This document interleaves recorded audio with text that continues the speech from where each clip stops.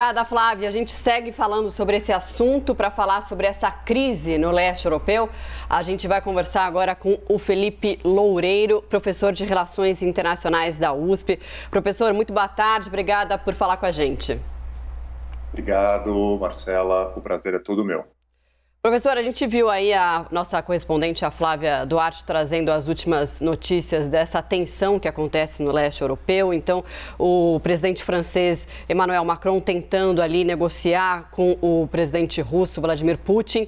E, por outro lado, tem ali os Estados Unidos. Tem aquela chance, né, de invasão de ambos os lados, principalmente ali a Rússia ameaçando invadir a Ucrânia. E, por outro lado, as forças da OTAN também se posicionando.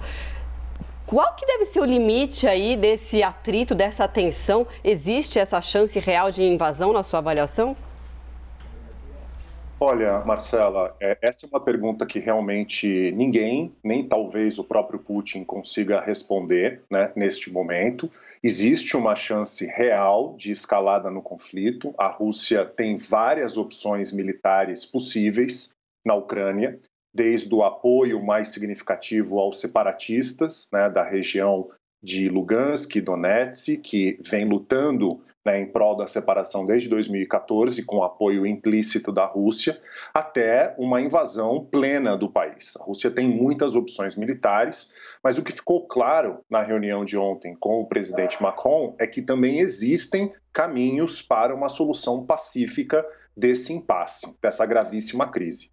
O que me parece, Marcela, que eu acho que é o ponto mais importante, é que independentemente do resultado, se terá guerra ou não, a situação para a ordem internacional será muito grave a partir deste momento. A gente está falando, na realidade, da primeira crise militarizada entre grandes potências desde o final da Guerra Fria. Ou seja, mesmo que nós tenhamos uma solução pacífica, a forma pela qual se atingiu essa solução foi por meio das armas, foi por meio da ameaça militar. E isso, evidentemente, não é bom para a ordem internacional. E nesse contexto, professor, boa tarde para o senhor, como se dá, qual a sinalização, qual a mensagem que passa o presidente Jair Bolsonaro manter uma viagem à Rússia prevista para os próximos dias para o Brasil? Olha, Daniel, eu particularmente considero que foi uma decisão errada do Itamaraty de ter aceitado o convite do Putin, um convite que foi feito no final do ano passado, quando já estava evidente a possibilidade de uma escalada militar na Ucrânia, né? Ou seja, o convite não deveria ter sido aceito, porque pode ser instrumentalizado pelo Putin, e me parece que ele vai tentar fazer isso, para mostrar que ele tem apoio no cenário internacional. Já obteve um claro apoio da China, né, no sentido da China também ser contrária à expansão da OTAN, e, obviamente, o presidente brasileiro, o Brasil faz parte do BRICS, indo para a Rússia, pode acabar dando essa mensagem.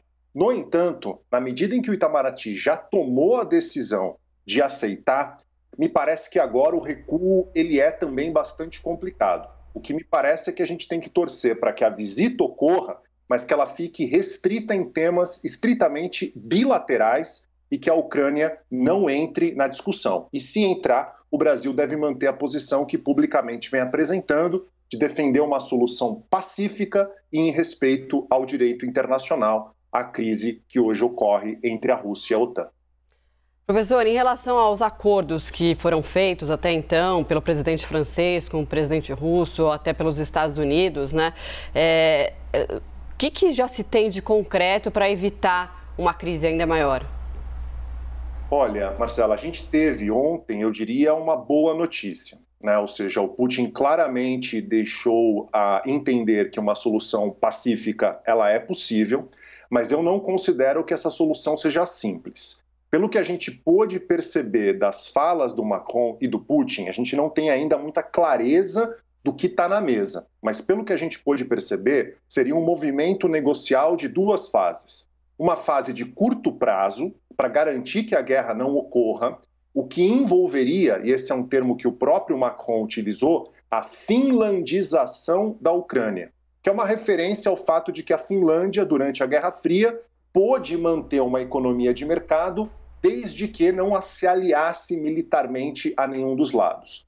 Então a proposta seria a Ucrânia manter uma independência doméstica, mas não poder ser aliada militarmente da OTAN e, portanto, dos Estados Unidos. Isso no curto prazo. E no médio prazo, as declarações do Macron deixaram a entender que seria importante colocar a Rússia numa discussão mais ampla de segurança na Europa.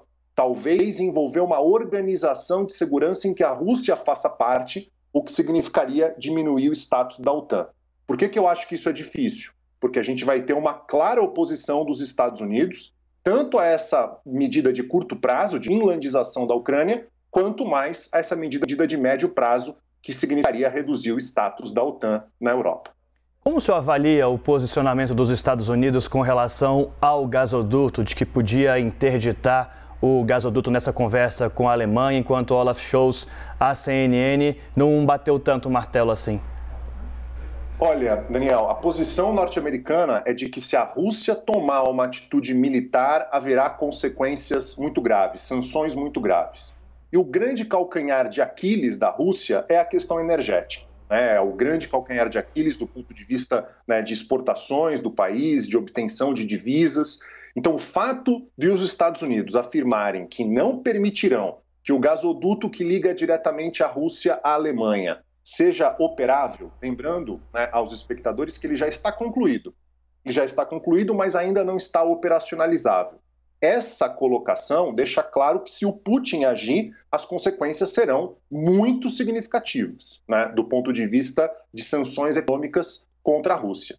O que a gente precisa tomar atenção é que o primeiro-ministro alemão, na coletiva de imprensa ontem em Washington, ele já não deu o mesmo recado. Ele não chegou a afirmar que apoiaria os Estados Unidos, né, na inviabilização do gasoduto entre Alemanha e Rússia, que é um grande problema. A gente percebe na OTAN que os Estados Unidos vêm mantendo um discurso mais duro, mas alguns países da OTAN, como no caso da Alemanha, até pela própria dependência energética frente à Rússia, vem tendo um discurso mais ambíguo nesse sentido. Professora, a nossa analista de economia, Priscila Yazbek, participa da nossa conversa. Priscila. Professor, ainda sobre essa questão de energia, tem algumas análises que vão na linha de que a Europa deve iniciar uma fase de nacionalismo energético, deve fazer mais estoques de energia para se blindar de situações como essa situação de conflito na Ucrânia e que isso deve elevar o preço da energia aí pelos próximos anos de uma forma mais estrutural no mundo. Queria saber qual que é a opinião do senhor sobre isso, considerando também que os países exportadores da OPEP estão vivendo ali tensões no Oriente Médio, também estão falando sobre redução dos seus estoques, redução de produção. Como que fica essa situação aí em nível global? Olha, não é uma solução simples para a Europa, né? Ou seja, a Europa fez um movimento que eu diria que é diferente do movimento da Rússia.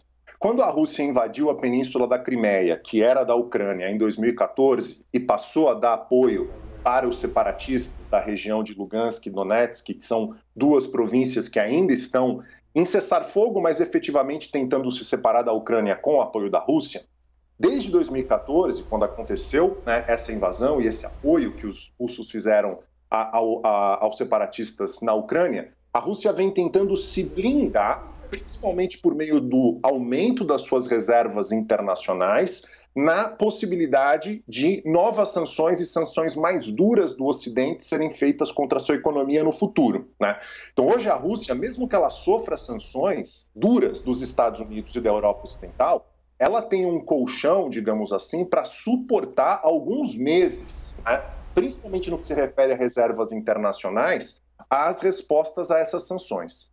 No caso da Europa, a gente viu um movimento contrário. A Europa, ela continuou dependente, fundamentalmente dependente, da oferta de gás, petróleo e derivados da Rússia, né? Ou seja, a Europa, em alguns países da Europa, a dependência chega a ser de 50% da importação de gás russo, o que é algo muito significativo, principalmente pensando no contexto do inverno europeu, que é o que a gente vive. Então, uma solução de curto prazo para diminuir essa dependência não me parece possível. Agora, é óbvio que é evidente que, a partir daqui, a Europa precisa pensar em outras formas de diminuir a dependência energética com a Rússia. Caso contrário, vai continuar refém de Moscou, tal como a gente percebe hoje. A gente conversou com o Felipe Loureiro, professor de Relações Internacionais da USP. Professor, muito obrigada pela sua entrevista. Uma ótima tarde para você e até uma próxima.